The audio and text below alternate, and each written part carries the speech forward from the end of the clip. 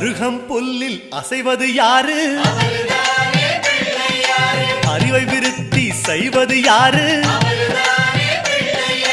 மண்ணை குழைத்தால் வருவது யாரு? மண்ணை காக்கும் சாமியும் யாரு? வெள்ளையருக்கில் உள்ளது யாரு? வெற்றி கொடுக்கும் நாயகன் யாரு?